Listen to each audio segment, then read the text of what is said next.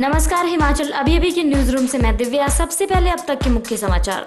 वीरभद्र का तंज, क्या यहाँ संगठन है? सुखू का पलटवार, शिमला ग्रामीण से 2 सीटें जीत जाते तो एमसी में मेयर कांग्रेस का होता। अंबिका सोनी बोली, गला काटना है तो काट लो। योगी का हमला, कांग्रेस की नीतियों से देश का आम आदमी दुखी था।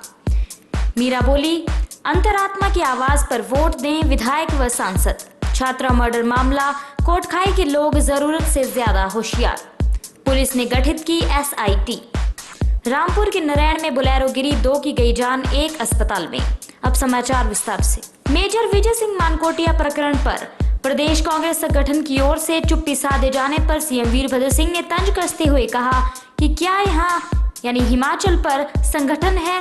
पत्रकारों से बातचीत के दौरान उन्होंने कहा कि मानकोटिया पार्टी में थे कब, वे कभी भी पार्टी में रहे ही नहीं। इतने साल वे कभी इस पार्टी तो कभी उस पार्टी में रहे, एक जगह तो कभी टिके ही नहीं। चुनाव आते ही वे इधर उधर ठौर तलाशने लगे हैं। सीएम ने कहा कि मानकोटिया ने जब दोस्ती का हाथ बढ़ाया तो हमने भी हाथ बढ़ा दिया। इसके बाद जो कुछ भी हुआ वह सबके सामने है। जाहिर है कि पिछले दिनों मेजर विजय सिंह मानकोटिया को पर्यटन विकास बोर्ड के उपाध्यक्ष पद से हटाए जाने पर उन्होंने सीएम वीरभद्र सिंह के खिलाफ कई आरोप लगाए थे।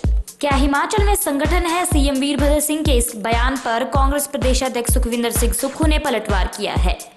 उन्होंने कहा कि अगर सीएम के विधानसभा क्षेत्र शिमला ग्रामीण से नगर निगम की 2 सीटें जीत जाते तो एमसी में कांग्रेस अपना मेयर बना लेती। साथ ही हिमाचल में संगठन मजबूत है और इस बात को कांग्रेस के 24 एमएलए भी कह चुके हैं। उन्होंने तंज कसते हुए कहा कि हिमाचल में रामपुर व शिमला ग्रामीण को छोड़कर कहीं भी कोई कार्यकर्ता कांग्रेस छोड़कर नहीं गया है। पत्रकारों से सवालों का जवाब देते हुए सुक्खू ने कहा कि अभी तक 4 लोकसभा और भोरंज विधानसभा में जिनको भी टिकट दिए गए, सीएम ने ही उनको आशीर्वाद दिया था। सीएम वीरभद्र सिंह के संगठन को लेकर दिए गए बयान व मानकोटिया प्रकरण पर प्रदेश कांग्रेस प्रभारी अंबिका सोनी मीडिया के सवालों से बचती नजर आई। उन्होंने यहाँ तक कह डाला कि मेरा गला काटना है तो काट लो।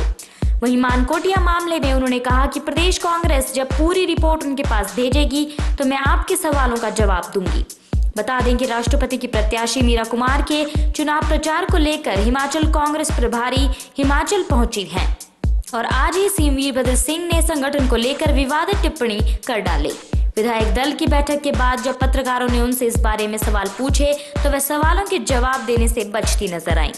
उत्तर प्रदेश के सीएम योगी आदित्यनाथ ने कहा कि कांग्रेस ने देश को जाति, धर्म तथा क्षेत्रवाद में बांटने का काम किया है। कांग्रेस के नेता राहुल गांधी पर देश के लोगों को विश्वास नहीं है। हिमाचल प्रदेश के ऊना के अंब में हमीरपुर संसदीय क्षेत्र की बीजेपी की परिवर्तन रथ यात्रा के समापन पर योगी आदित्यनाथ ने कहा कि कांग्रेस की नीतियों से देश का आम आदमी दुखी था।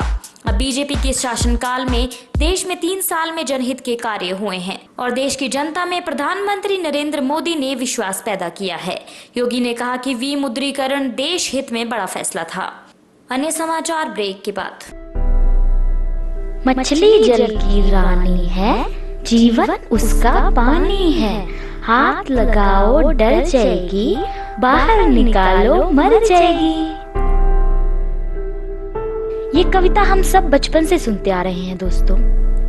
मछली की ओर तो सबने ध्यान दिया, लेकिन क्या किसी का ध्यान जल की तरफ भी गया? अगर भविष्य में जल ही नहीं होगा तो जीवन के अस्तित्व की कल्पना ही कैसे की जा सकती है?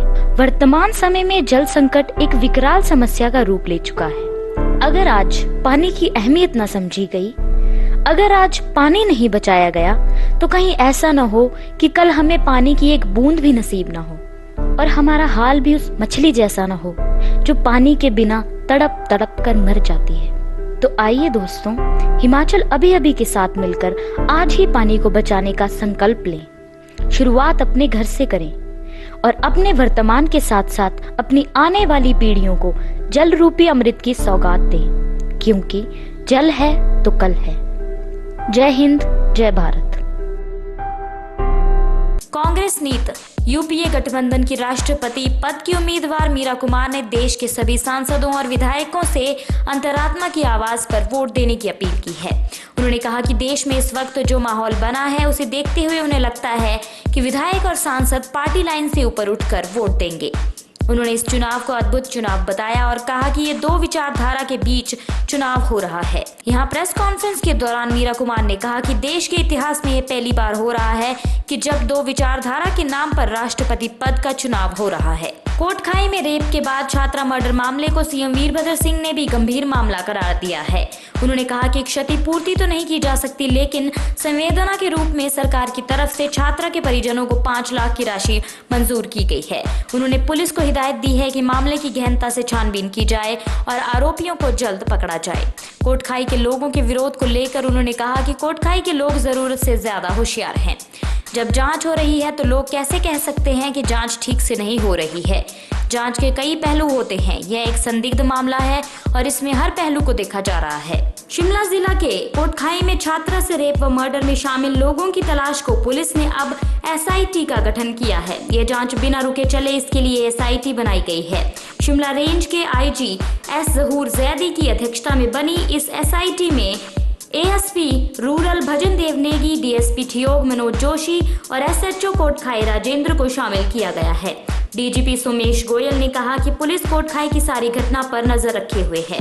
उन्होंने कहा कि एसआईटी को निर्देश दिए गए हैं कि उन्हें जांच के लिए जो भी अफसर और जवान चाहिए वे ले सकते हैं। राजधानी शिमला के रामपुर उपमंडल के नरैन में एक बोलेरो कैंपर के दुर्घटनाग्रस्त होने से 2 लोगों की मौत हो गई, जबकि एक गंभीर रूप से घायल हो गया। पुलिस ने मौके पर पहुंचकर छानबीन शुरू कर दी है। जानकारी के मुताबिक देर रात एक बोलेरो कैंपर नरैन से कुरनू की ओर जा रही थी। इस बीच कैंपर जब डोला नाला के पास पहुंची तो वे अनियंत्रित होकर गहरी खाई में जा गिरी।